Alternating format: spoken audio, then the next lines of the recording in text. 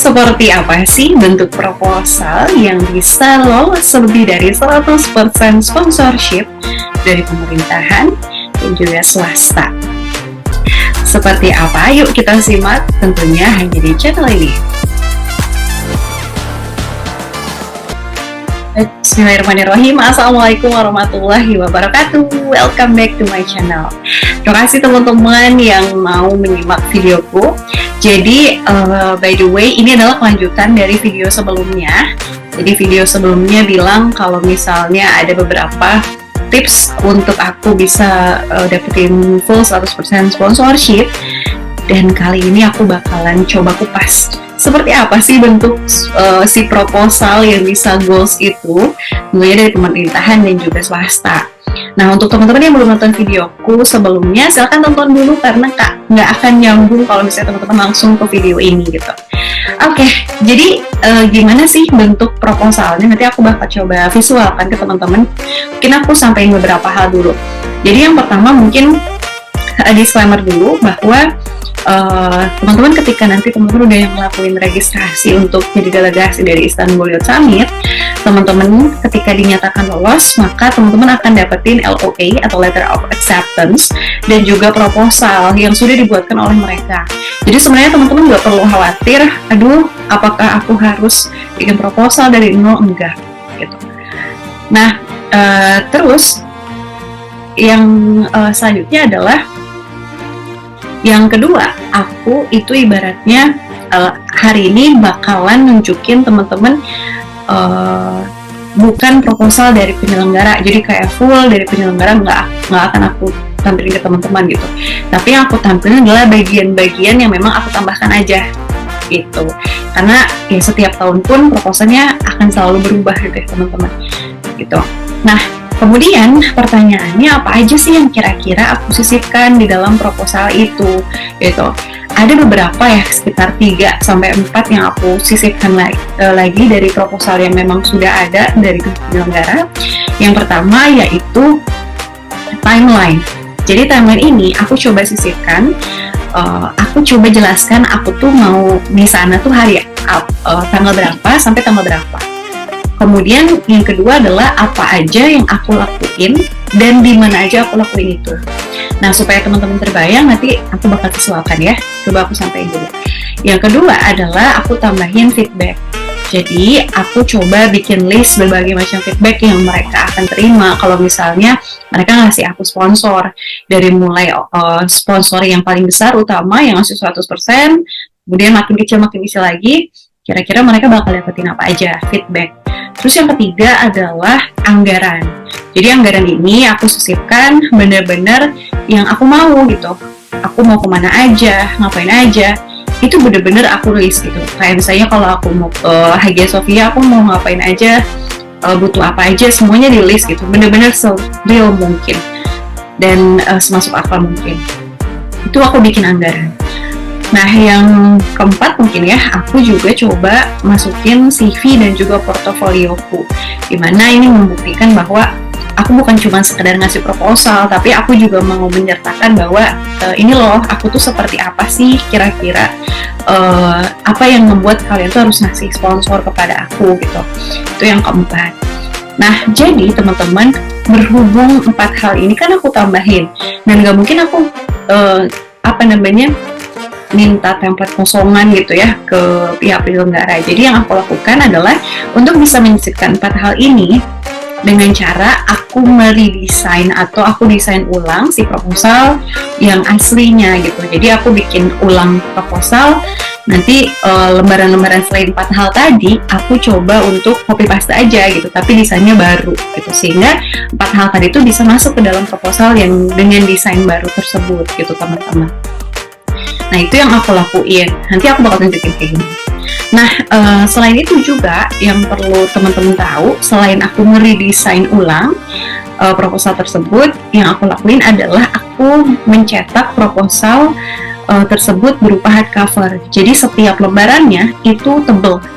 Itu aku aku cetak di salah satu percetakan di sekitar rumahku gitu ya.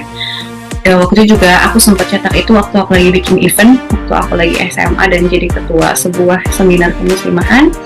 Nah itu juga cukup menarik perhatian sponsorship, jadi ya, apa salahnya aku coba lagi, siapa tahu berhasil, tahunya kan berhasil gitu. Nah kemudian selain hardcover itu, di halaman pertama ketika orang buka proposal itu, yang muncul adalah 3 dimensi dari Hagia Sophia dan juga balon udara. Sehingga menurutku itu juga salah satu first impression di mana orang ketika buka proposal tuh bakal tertarik banget gitu dengan isinya apa sih sebenarnya, siapa sih yang buat ini gitu. Itu yang aku lakuin juga. Jadi aku ulangi, yang pertama adalah meredesain ulang proposal, dan yang kedua mencetak proposalnya semenarik mungkin. Tapi catatannya adalah ketika teman-teman ngasih proposal yang menarik itu kan harganya nggak murah ya. Jadi yang aku lakukan adalah aku membuat prioritas, di mana proposal yang memang bagus itu aku berikan kepada perusahaan atau pemerintah yang memang worth untuk atau punya peluang gede untuk ngasih kepada aku. Dan sisanya yang lain aku coba jilid secara yang lebih murah, yaitu bentuk jilid ring seperti itu. Jadi ya itu beberapa cara aku. Nah seperti apa proposalnya aku nggak akan liatin semuanya, hanya yang aku sisipkan aja yang bakal aku coba lihat. Ini dia bentuk sisipan proposal tambahannya. Oke teman-teman, jadi ini adalah contoh ya, atau tambahan beberapa part dari proposal yang aku sisipkan gitu. Yang pertama adalah timeline. Nah, jadi di sini aku tuh kayak udah manifesting kira-kira aku di sana mau kemana aja, kapan aja, dan ngapain aja. Jadi di sini aku liatin ya timelinenya. Dari mulai ada departure. Jadi kayak keberangkatanku, aku mau ngapain, aku bikin vlog, bikin story, isinya tentang apa aku jelasin juga. Terus aku nyampe di sana, aku nyampe di mana, di Istanbul tanggal 13 misalnya. Kemudian di sini juga ada beberapa hal yang bakal aku lakuin, kayak aku bikin vlog, kemudian isi vlognya city tour, kuliner, foto produk, mobile apps, terus live city tour explore, foto produk versi 3.0, story, pemandangan Turki kayak gitu. Nah terus tanggal 14-nya aku konferensi sama tanggal 15, dan selama konferensi aku mau ngapain aja, aku bikin story, foto produk, reels, dan juga reels.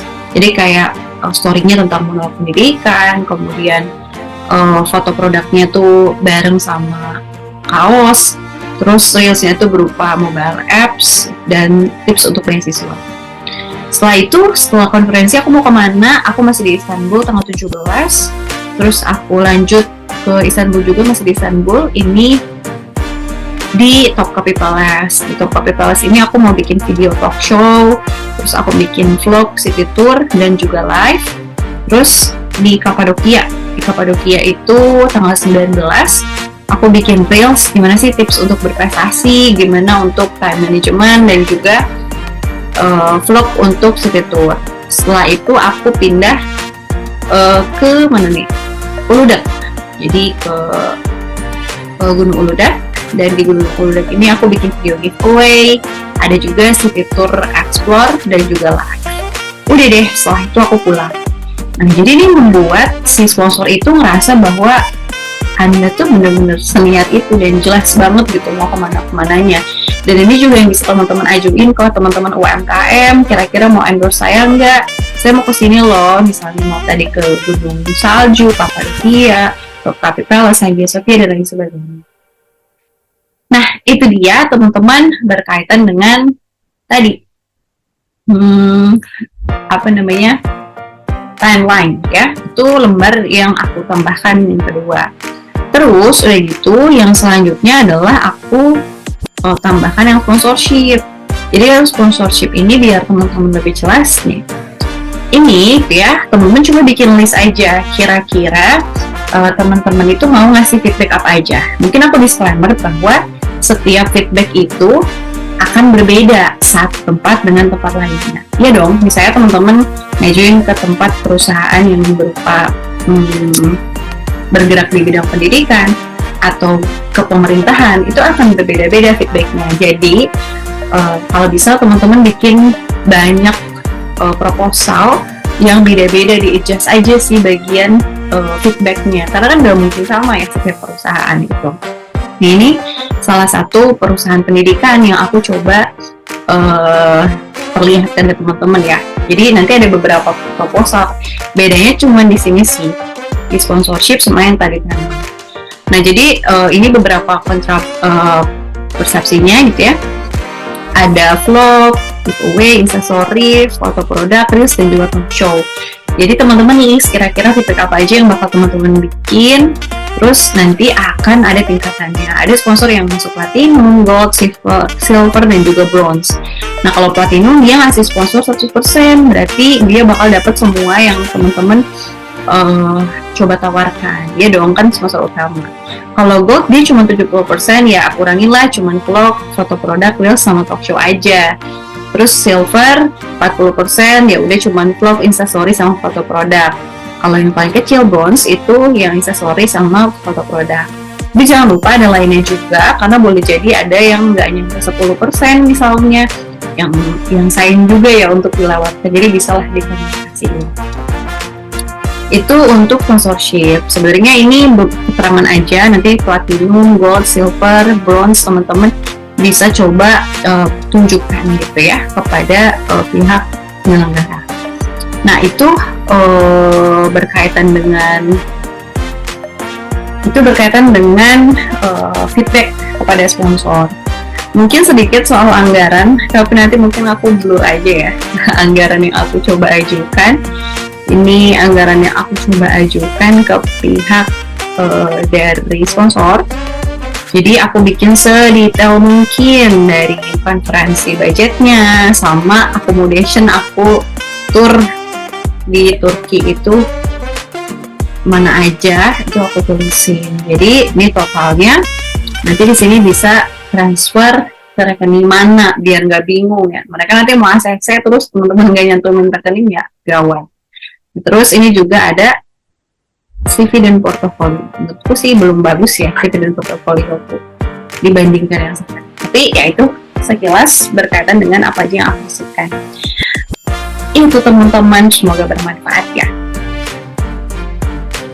Oke teman-teman, kalau gitu itulah sedikitnya tips and trikku. Aku coba bongkar kira-kira hal unik apa sih yang ada di proposalku, sehingga aku berhasil untuk didanai lebih dari 100% oleh pemerintah dan juga swasta, seperti itu. Kalau begitu, terima kasih teman-teman, semoga bermanfaat. Good luck ya. Jangan lupa di like, komen, dan juga subscribe. Dan tentunya teman-teman kalau misalnya mau coba bahas konten lainnya, boleh tulis aja di kolom komentar ya. Terima kasih. Wassalamualaikum warahmatullahi wabarakatuh.